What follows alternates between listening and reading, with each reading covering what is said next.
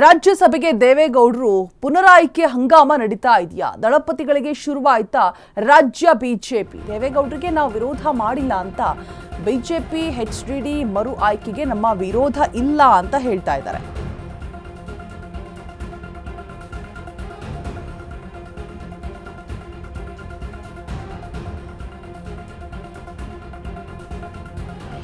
HDD ಮರು ಆಯ್ಕೆಗೆ ನಮ್ಮ ವಿರೋಧ ಇಲ್ಲ ಅನ್ನುವಂಥದ್ದನ್ನ ಸ್ಪಷ್ಟವಾಗಿ ಹೇಳ್ತಾ ಇರುವಂಥದ್ದು. ಹೈಕಮಾಂಡ್ ನಿರ್ಧಾರಕ್ಕೆ ನಾವು ಬದ್ಧ ಅಂತ ಹೇಳ್ಬಿಟ್ಟು BYV ಅಶೋಕ್ ಹೇಳ್ತಾ ಇದ್ದಾರೆ. ಬಿಜೆಪಿಗೆ ಸಿಗುವಂತಹ ಒಂದು ಸ್ಥಾನದ ಮೇಲೆ ಜೆಡಿಎಸ್ ಕಣ್ಣಿಟ್ಟಿದೆ.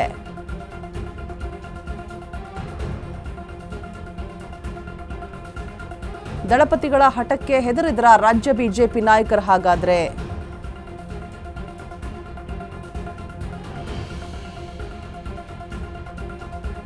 ನಾನು ರಾಜ್ಯಸಭೆ ಟಿಕೆಟ್ ಆಕಾಂಕ್ಷಿ ಅಂತ ಗೌಡ್ರು ಹೇಳ್ತಾ ಇರುವಂಥದ್ದು.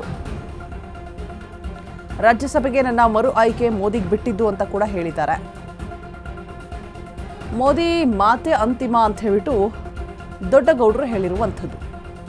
ಬಿಜೆಪಿ ಬೆಂಬಲದೊಂದಿಗೆ ಮರು ಆಯ್ಕೆ ಬಯಸಿದಂತಹ ಗೌಡ್ರು.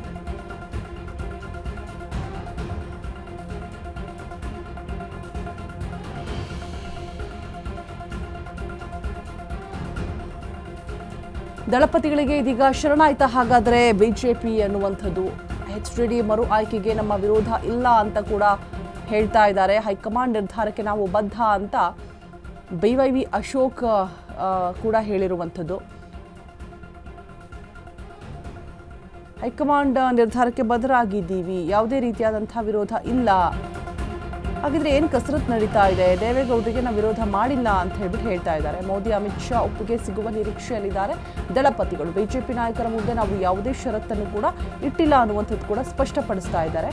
ಮೋದಿ ಮಾತೆ ಅಂತಿಮ ಅಂತ ಹೇಳ್ಬಿಟ್ಟು ಈ ಕಡೆ ನಿಖಿಲ್ ಕುಮಾರಸ್ವಾಮಿ ಕೂಡ ಹೇಳಿರುವಂಥದ್ದು. ಅತ್ತ ಬಿಜೆಪಿ ಟಿಕೆಟ್ ಆಕಾಂಕ್ಷಿಯಾಗಿರುವಂತಹ DV ಸದಾನಂದ ಗೌಡರು, ರಾಜ್ಯಸಭೆ ಚುನಾವಣೆ ಬಗ್ಗೆ ರಾಜ್ಯ ನಾಯಕರ ಜೊತೆಗೆ ಚರ್ಚಿಸಿದಂತಹ ವರಿಷ್ಠರು ಕೂಡ ಬಿಜೆಪಿ ಹೈಕಮಾಂಡ್ ಯಾವ ನಿರ್ಧಾರಕ್ಕೆ ಬರಲಿದೆ ಅನ್ನೋದೇ ಇಲ್ಲಿ ಕುತೂಹಲಕಾರಿಯಾಗಿದೆ.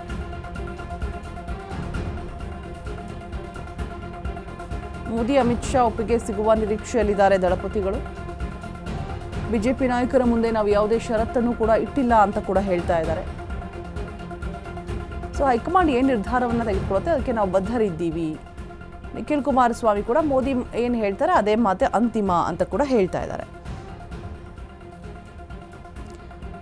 ಮೋದಿ ಮಾತೆ ಅಂತಿಮ ಅಥವಾ ಬಿಜೆಪಿ ಟಿಕೆಟ್ ಆಕಾಂಕ್ಷಿಯಾಗಿರುವಂತಹ ಮತ್ತೊಂದು DV ಸದಾನಂದ ಗೌಡರು, ರಾಜ್ಯಸಭೆ ಚುನಾವಣೆ ಬಗ್ಗೆ ರಾಜ್ಯ ನಾಯಕರ ಜೊತೆಗೆ ಚರ್ಚಿಸಿದಂತಹ ವರಿಷ್ಠರು ಕೂಡ ಬಿಜೆಪಿ ಹೈಕಮಾಂಡ್ ಯಾವ ನಿರ್ಧಾರಕ್ಕೆ ಬರಲಿದೆ ಅನ್ನೋದೇ ಇಲ್ಲಿ ಕುತೂಹಲಕಾರಿಯಾಗಿದೆ.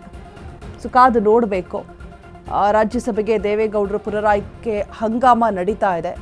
ಕುತೂಹಲ ಹೆಚ್ಚಾಗ್ತಾ ಇದೆ. ದಳಪತಿಗಳಿಗೆ ಶರಣಾಯ್ತಾ ಹಾಗಾದ್ರೆ ರಾಜ್ಯ ಬಿಜೆಪಿ ಅನ್ನುವಂಥದ್ದು. ದೇವೇಗೌಡರಿಗೆ ನಾವು ವಿರೋಧವನ್ನ ಮಾಡಿಲ್ಲ ಅಂತ ಹೇಳ್ಬಿಟ್ಟು ಬಿಜೆಪಿ ಒಂದು ಕಡೆ ಹೇಳ್ತಾ ಇದ್ರೆ, ಎಚ್ಡಿಡಿ ಮರು ಆಯ್ಕೆಗೆ ನಮ್ಮ ವಿರೋಧ ಇಲ್ಲ ಅಂತ ಕೂಡ ಹೇಳ್ತಾ ಇದ್ರೆ, ಹೈಕಮಾಂಡ್ ನಿರ್ಧಾರಕ್ಕೆ ನಾವು ಬದ್ಧ ಅಂತ ಹೇಳ್ಬಿಟ್ಟು BYV ಮತ್ತೆ ಅಶೋಕ್ ಕೂಡ ಹೇಳ್ತಾ ಇದ್ದಾರೆ. ಇನ್ನು ಬಿಜೆಪಿಗೆ ಸಿಗುವಂತಹ ಒಂದು ಸ್ಥಾನದ ಮೇಲೆ JDS ಕಣ್ಣಿಟ್ಟಿದೆ ಕೂಡ.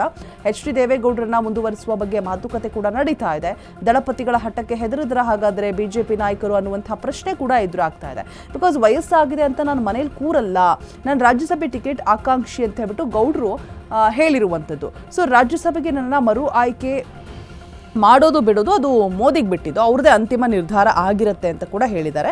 ಬಿಜೆಪಿ ಬಲದೊಂದಿಗೆ ಮರು ಆಯ್ಕೆಯನ್ನ ಬಯಸ್ತಾ ಇರುವಂಥದ್ದು ದಳಪತಿ. ಮೋದಿ ಅಮಿತ್ ಶಾ ಒಪ್ಪಿಗೆ ಸಿಗುವ ನಿರೀಕ್ಷೆಯಲ್ಲಿದ್ದಾರೆ ಕೂಡ. ಇನ್ನು ಬಿಜೆಪಿ ನಾಯಕರ ಮುಂದೆ ನಾವು ಯಾವುದೇ ಷರತ್ತನ್ನು ಕೂಡ ಇಟ್ಟಿಲ್ಲ ಅನ್ನುವಂಥದ್ದು ಕೂಡ ಸ್ಪಷ್ಟಪಡಿಸ್ತಾ ಇದ್ದಾರೆ. ಭಾರತೀಯ ಜನತಾ ಪಾರ್ಟಿ ರಾಜ್ಯಸಭೆ ಆಯ್ಕೆ ವಿಚಾರದಲ್ಲಿ ಅಂದರೆ ನಮ್ಮ ಕರ್ನಾಟಕದಿಂದ ನಮಗೆ ಒಂದಕ್ಕೆ ಅವಕಾಶ ಇರುವಂಥದ್ದು. ಕೋರ್ ಕಮಿಟಿಲೂ ಕೂಡ ಚರ್ಚೆ ಆಗಿದೆ. ಆದರೆ ದೇವೇಗೌಡರು ಕಳಿಸೋದಕ್ಕೆ ಭಾರತೀಯ ಜನತಾ ಪಾರ್ಟಿ ವಿರೋಧ ಮಾಡೋದು ಇದೆಲ್ಲವೂ ಕೂಡ ಸತ್ಯಕ್ಕೆ ದೂರವಾಗಿರ್ತಕ್ಕಂಥದ್ದು. ಪ್ರೀತಮ್ ಗೌಡರು ಪಕ್ಕದಲ್ಲಿ ನಿಲ್ಸ್ಕೊಂಡು ಹೇಳ್ತಾ ಇದ್ದೀನಿ. ಚರ್ಚೆಗಳು ಆಗಿದ್ದಾವೆ ವಿನ ಕೊಡಬೇಕು ಕೊಡಬಾರ್ದು ಅಂತಕ್ಕಂಥ ಪ್ರಶ್ನೆ ನಮ್ಮ ಮುಂದೆ ಇಲ್ಲ. ಎಲ್ಲವೂ ಕೂಡ ನಮ್ಮ ರಾಷ್ಟ್ರೀಯ ನಾಯಕರು ಅವರು ತೀರ್ಮಾನ ಮಾಡುವಂಥದ್ದು. ಆ ನಿಟ್ಟಿನಲ್ಲಿ ನಾವು ಏನು ಚರ್ಚೆ ಮಾಡಬೇಕು ಅಷ್ಟಕ್ಕೆ ಸೀಮಿತ ಮಾಡ್ತಾ. ಆದರೆ ಕೊಡಬಾರ್ದು ಇದು ಯಾವುದು ನೋಡಿ, we have not received any instructions from Delhi. ವಿಧಾನ ಪರಿಷತ್ ಸದಸ್ಯರು ನಮಗೆ 2 MLCಗೆ ಅವಕಾಶ ಇದೆ, 1 ರಾಜ್ಯಸಭೆಗೆ ಅವಕಾಶ ಇದೆ. ಹಾಗಾಗಿ 2 MLCಗೆ ಸುಮಾರು 4-5 ಹೆಸರುಗಳು ಕಳಿಸ್ಬೇಕು ಅಂತೇಳಿ ಈಗಾಗಲೇ ಚರ್ಚೆ ಮಾಡಿದ್ದೇವೆ. ರಾಜ್ಯಸಭೆಗೆ ಕನಿಷ್ಠ 2-3 ಹೆಸರುಗಳನ್ನು ಕಳಿಸ್ಬೇಕು ಅಂತೇಳಿ ಮೊನ್ನೆ ನಡೆದಂಥ ಕೋರ್ ಕಮಿಟಿಯಲ್ಲೂ ಕೂಡ ಚರ್ಚೆ ಮಾಡಿದ್ದೇವೆ. ಆ ನಿಟ್ಟಿನಲ್ಲಿ ಮುಂದಿನ ದಿನಗಳಲ್ಲಿ ನಾವು ನಿರ್ಧಾರವನ್ನು ಮಾಡ್ತೇವೆ.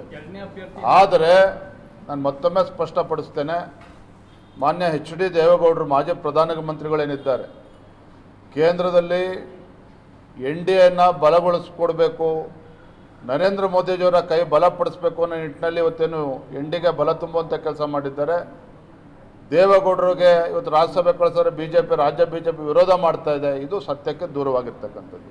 ಭಾರತೀಯ ಜನತಾ ಪಾರ್ಟಿ ರಾಜ್ಯಸಭೆ ಆಯ್ಕೆ ವಿಚಾರದಲ್ಲಿ ಅಂದರೆ ನಮ್ಮ ಕರ್ನಾಟಕ ಅಂದರೆ ಕಂಪ್ಲೀಟ್ ಆಗಿ ಯಾವುದೇ ರೀತಿಯಾದಂತಹ ಗೊಂದಲಗಳು ಇಲ್ಲದೆ ತಮ್ಮ ನಿರ್ಧಾರ ಏನಿದೆ, ಮೋದಿ ನಿರ್ಧಾರಕ್ಕೆ ನಾವು ಬದ್ಧರಾಗಿರ್ತೀವಿ ಅಂತ ಈ ಕಡೆ ಗೌಡರು ಕೂಡ ಹೇಳ್ತಿದ್ದಾರೆ. ಬಟ್ BJPಯ ಒಮ್ಮತದಿಂದ ಮತ್ತೆ ಮರು ಆಯ್ಕೆಗೆ ಒಂದು ರೀತಿಯಾಗಿ ತಮ್ಮ ಆಸೆ ಇರುವಂಥದ್ದನ್ನು ಹೊರ ಹಾಕಿದ್ದಾರೆ. ಈ ಕಡೆ ನಾನೂ ಕೂಡ ರಾಜ್ಯಸಭೆ ಟಿಕೆಟ್ ಆಕಾಂಕ್ಷಿ ಅಂತ ಕೂಡ ಹೇಳಿದ್ದಾರೆ. ಮರು ಆಯ್ಕೆ ಮೋದಿಗೆ ಬಿಟ್ಟಿದ್ದು ಅವರ ಮಾತೆ ಅಂತಿಮ. ಬಟ್ BJP ಬೆಂಬಲದೊಂದಿಗೆ ಮರು ಆಯ್ಕೆಯನ್ನು ಬಯಸ್ತಾ ಇದ್ದಾರೆ ನೇರವಾಗಿ. ಮೋದಿ ಅಮಿತ್ ಶಾ ಒಪ್ಪಿಗೆ ಸಿಗುತ್ತೆ ಅನ್ನುವಂತಹ ನಿರೀಕ್ಷೆ ಕೂಡ ಇರುವಂಥದ್ದು. ಸೊ ಇದಕ್ಕೆ ಈಗ ಆಲ್ರೆಡಿ ಹೈಕಮಾಂಡ್ ನಿರ್ಧಾರಕ್ಕೆ ನಾವು ಬದ್ಧರಾಗಿದ್ದೀವಿ ಅಂತ ಹೇಳ್ಬಿಟ್ಟು BYV ಮತ್ತು ಅಶೋಕ್ ಕೂಡ ಹೇಳಿರುವಂಥದ್ದು.